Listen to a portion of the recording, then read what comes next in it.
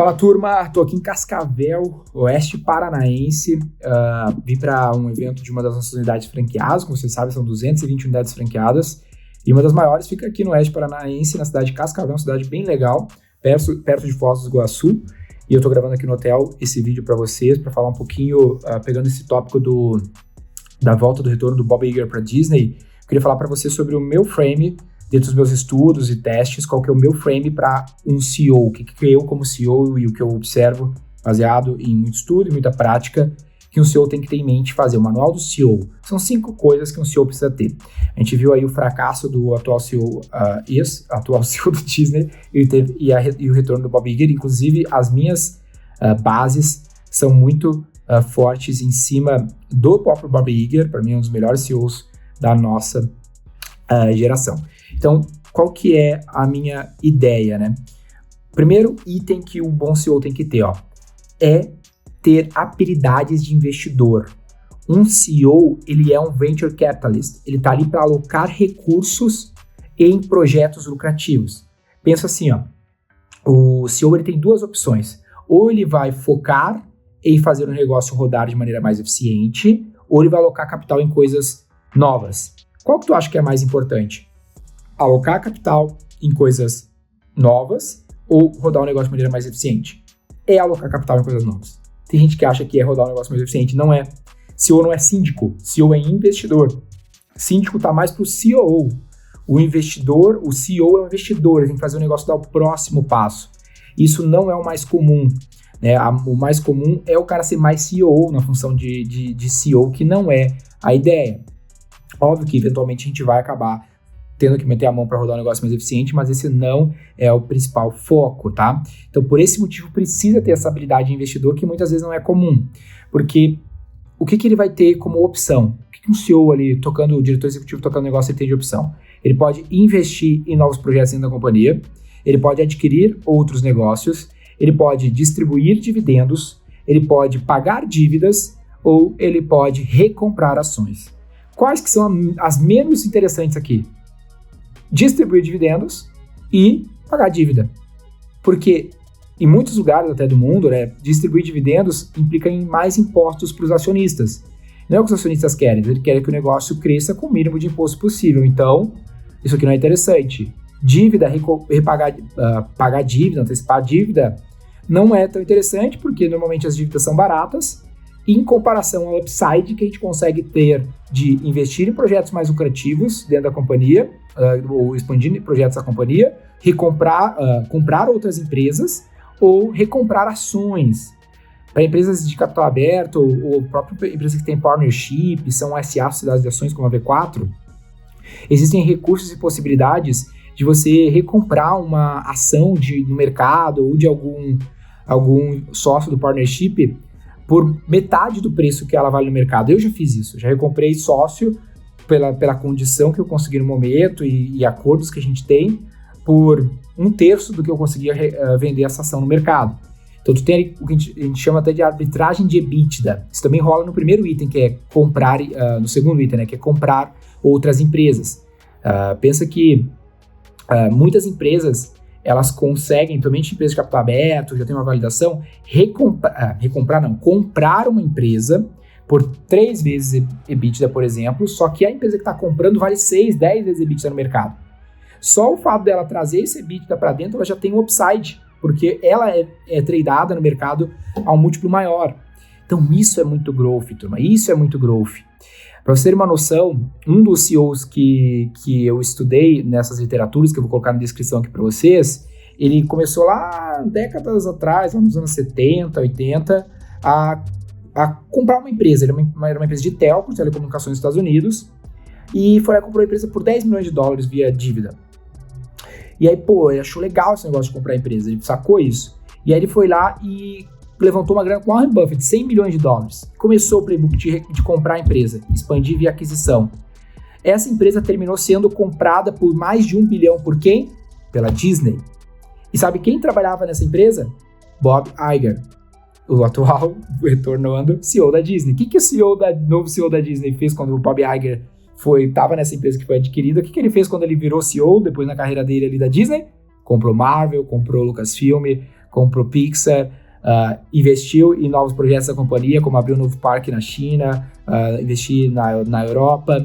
Ele fez exatamente esse playbook que ele aprendeu nessa outra empresa, que é uma das empresas que a gente estuda nesse caso, porque ele sacou que esse é o trabalho do CEO, alocar recursos, comprar a empresa que está barata, que dentro do teu ecossistema vai ter mais upside, investir em bons projetos dentro da companhia. Isso é o primeiro item, ter habilidades de investidor. O segundo item é ter um alinhamento muito forte com os shareholders, com os acionistas, com os detentores de capital da empresa. Muitos CEOs, turma, e founder CEOs também acabam sendo assim, esse CEO da Disney tinha isso, ele acaba fazendo a empresa ser seu próprio império, e não deveria ser assim, ele acaba sendo muito egocêntrico, ele quer fazer aquilo rodar em torno dele.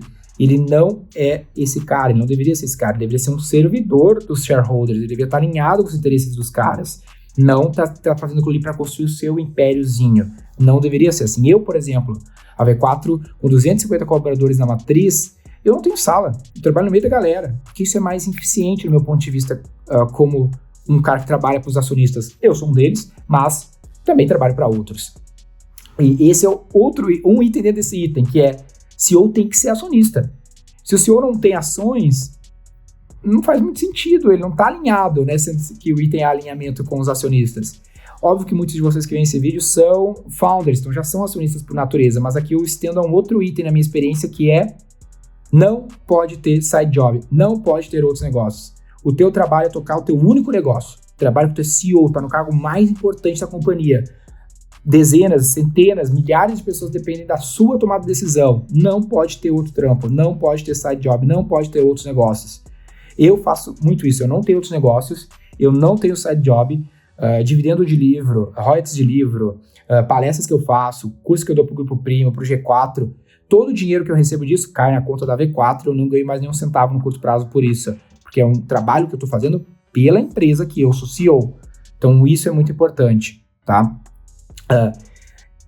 E o mais interessante sobre isso também, turma, é que esse alinhamento com os acionistas, tendo o CEO ações, deveria ser espalhado por toda a companhia. O máximo de pessoas da companhia deveriam ter uma possibilidade de participar de um programa de partnership para estar alinhado com os acionistas, tá? Alinhado com os interesses de quem tem ações do negócio, porque isso é o trabalho do CEO, ele é um venture capitalist, ele levanta capital no mercado, ele vende ação, ele presta serviço para os acionistas. É isso que a gente espera de um CEO. E eu, como CEO, quero que mais pessoas tenham essa mentalidade. Então, para você ter uma noção, eu tenho 20 sócios na matriz da V4. Eu tenho 220 franqueados. Um dos motivos de eu franquear foi ter um modelo de mais pessoas sócias. Cada franqueado tem de 2 a 4 sócios. Então, eu estou falando que é um business de 400 a 800 sócios. E aí, imagina esses caras sócios, cara, com ownership atuando por aí. O nível de entrega é muito maior do que um executivo. Isso é muito importante, gente. É muito importante. Um outro item dentro desse é o cara não ter ego que vai fazer ele ter um alto viés do custo recuperável ou um viés da coerência. Ele tem que ser pragmático. O que eu quero dizer com isso? Às vezes o cara, por exemplo, ele quer ser coerente, ele tem medo do viés do custo recuperável e ele não encerra operações, por exemplo, pouco lucrativas porque ele iniciou elas. Ele não pode ser esse cara, ele não pode ser guiado pelo ego, ele tem que corta operações não lucrativas, se não estão dando certo. É isso que os acionistas querem. Não que você fique mais bonito na foto, foda-se, tá? E outro item relacionado a isso é sistemas de bonificação para toda a empresa. Todo mundo tem que estar alinhado com os acionistas, esse é o item. Como os acionistas ganham dinheiro? No resultado. Como que todo mundo na empresa, o CEO deveria alinhar os seus interesses? Ganhar no resultado. Eu na V4 não pago comissão para ninguém. Eu tenho lá equity. Todo mundo mira no bônus do equity anualmente, eu vou dar equity para os melhores. Então tá todo mundo mirando nisso. Não tem remuneração de curto prazo, não tem foco em remuneração flat, fixa. Esse ano eu estou lançando, em paralelo ao partnership, bonificação de múltiplos de salário ao final do ano com base no lucro. E vou crescer ela ao longo dos próximos anos para alinhar todo mundo com o interesse acionista, que é o segundo item do nosso manual do CEO. O terceiro item é ter uma operação descentralizada, turma. A gente tem muitos CEOs, diretores executivos que tentam ser centralizador. Para você ter uma noção, o Warren Buffett, que é um dos CEOs lendários, ele tem 30 pessoas no escritório dele, na qual dirige 400 mil outras pessoas pelo mundo inteiro, mas tem só 30 no escritório dele. O mínimo de pessoas que tu vai tratar direto. O mais interessante é que você contrate excelentes pessoas e deixe elas sozinhas, descentralize a tomada de decisão, dê autonomia na gestão, um mínimo de medium manager, né, de pessoas que vão reportar diretamente para você. Então, isso é super interessante. Eu botei fé no sistema de franquia por esse motivo também. É um modelo que eu chamo aqui na V4 de gestão libertária, de tu criar um bom sistema, uma boa design institucional, mas deixar as pessoas tomarem decisão, porque você não é um síndico, você é um CEO, você tem que estar alocando recursos no próximo movimento. A única coisa que você vai centralizar em você, o máximo você descentraliza, mas uma coisa que você nunca vai descentralizar, vai sempre estar centralizado no CEO, é a alocação de capital. Toda alocação de capital tem que passar pela sua mão. O Netflix ele até vai um pouco mais na autonomia de liberdade, mas ele não é um exemplo porque ele não perdurou muito no tempo ainda para entrar nesse rol de empresas que perduraram o tempo, porque esses insights que eu estou trazendo para você são baseados em estudos que têm uma característica em comum, que é avaliar empresas que perduraram acima da média por um período de tempo grande. Então é uma ciência da gestão. Netflix ainda não entra nessa, mas ele dá até liberdade para as pessoas tomarem decisão de alocação de recursos no curto prazo nas suas operações, mas nunca você vai terceirizar a alocação de recursos em comprar a empresa, investir em novas operações. Esse é o teu trabalho. Investir em grandes colaboradores. Por exemplo, esse ano eu completei 10 anos de V4 e foi o ano que eu dei autonomia, descentralizei as duas últimas coisas da operação que eu centralizava em mim, que era aprovar todas as contratações. Então eu não entrevistava nada, mas eu sempre aprovava e eu descentralizei isso, e aprovar pagamentos. Então também descentralizei isso. Mas pagamentos do dia a dia, investimentos, eu tomo a decisão. Contratações do dia a dia, cara do CS, do suporte, do marketing, das vendas, a galera contrata, já tem um processo que a gente construiu junto. Mas, se é uma contratação acima de tal valor ou de uma função que ainda não existe, eu tenho que tomar a decisão, porque esse é o papel do CEO. E o quarto item, turma, é foco em geração de caixa de longo prazo. O trabalho do CEO é ajudar a alocar recursos para construir um negócio perene de geração de caixa, um asset, uma vaca leiteira que gere caixa por muito longo prazo, tá? Então tem um exemplo bem emblemático nesses meus estudos, que é um CEO chamado John Malone, que esse cara, ele fez muitas aquisições com dívida, então levantou muita dívida para fazer aquisições, só que por que ele fez dívida para fazer essas aquisições? A gente já falou que aquisições é interessante, mas por que ele fez dívida? Porque aí no contexto dele, os CFOs podem trazer, contadores podem trazer mais informações caso tenha como é que é o contexto aqui no Brasil.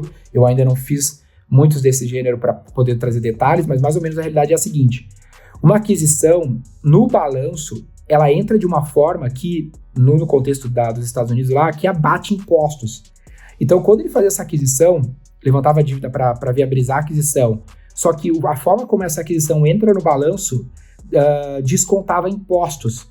E o tamanho do desconto de impostos que ele tinha era maior do que a dívida que ele tinha levantado. Ou seja, no fim das contas, era praticamente sair de graça a aquisição.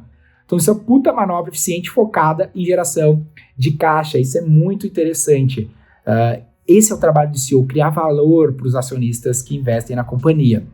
Um outro lance interessante, o próprio John Malone, um lance interessante é você entender que você precisa apresentar e gerenciar o negócio de uma forma que às vezes só você vai conseguir compreender, e você vai até criar formas de apresentar os resultados e ler a sua jogada de uma maneira nova. O John Malone foi um dos pioneiros na criação, por exemplo, do EBITDA, né, da métrica que hoje é usual. Mas você pode criar suas formas de apresentar essas métricas para mostrar qual é a sua estratégia de geração de caixa. Exemplo para você, nesses 10 anos de V4, eu nunca gerei caixa. Aí tu olha assim, caralho, mas como é que tu tá aí? Bootstrap, sem levantar capital? Porque no contábil eu não gero caixa. Mas no gerencial, como que eu apresento meus resultados? Eu tenho assim, ó, cara, eu olho assim, as receitas que eu gerei, as despesas que eu gastei, que eu precisaria pagar anyway para sustentar essa receita, para conseguir gerar essa receita, só que eu tenho daí eu tenho um resultado aqui. Esse resultado é 40%. Só que daí eu tenho outro resultado, que é com os investimentos que eu fiz no período que eu não precisava para manter aquele resultado. Que eu estou fazendo para o quê? Um próximo ciclo. Estou tentando criar uma nova pista. Exemplo, consultoria, treinamentos, CAPEX, né? CAPEX até entra no aspecto contábil, né? Escritório, infraestrutura, nova infraestrutura, investimento num novo RP, investimento num novo CRM. São tudo coisas que eu não precisaria para gerar o resultado. Só que eu optei por já acabar com aquele resultado no curto prazo, porque eu estou apostando no longo prazo, mas eu poderia ter gerado aquele resultado. Então isso faz eu alinhar a companhia inteira numa geração de resultados de longo prazo. Eu estou pronto para gerar caixa, eu só não estou gerando porque eu não quero. Porque a gente está focado em aumentar o valor das ações para todos os acionistas, mas estou pronto para gerar caixa a hora que for necessário, tá? E o último, quinto aspecto, é ser frugal, turma. Tem que ser frugal, tem que ser pragmático. O objetivo não é ter um trem bonito ou um trilho mais longo, mas chegar na estação primeiro gastando o mínimo de combustível. O objetivo não é ter um trem bonito ou um trilho longo, é chegar na estação o mais rápido gastando menos possível de combustível. Tem que ser pragmático, tem que ser eficiente, sem primeira classe, sem overhead, sem glamour. Inclusive tem uma atitude no nosso manual de conduta que é mais ação, menos glamour. Tem que ser frugal, tem que ser pragmático. Então, para mim, esses são os 5 aspectos que o CEO precisa ter. Não são invenções minhas, são partes das literaturas que eu vi. Tem um livro que eu gosto muito que fala bastante disso, se chama The Outsiders, 8 Inconventional CEOs and Their Radically Blueprint. Não tem em português. Mas tem os do Jim Collins, né, empresas feitas para vencer, vencedoras por opção, também usam a mesma base de estudo e, deem uma olhada aí caso vocês queiram. Mas são esses 5 aspectos, em resumo, que é o manual de um CEO. E o Bob Iger, como eu contei para vocês, ele literalmente faz isso, por isso que ele é um puta de um grande CEO. O Warren Buffett, ele fala que ser CEO fez ele um melhor investidor e vice-versa. Ser um CEO fez ele um melhor investidor e vice-versa. Ser um investidor fez ele um melhor CEO. Isso é muito assim, porra, velho, o cara às vezes não se liga nisso, ele acha que ser CEO é ser síndico, é ser CEO. Não, ser CEO é isso que eu falei pra vocês. Esse é o meu manual, é isso que eu faço aqui. Fez sentido pra vocês, turma? Coloca aqui, comenta aquele papo todo.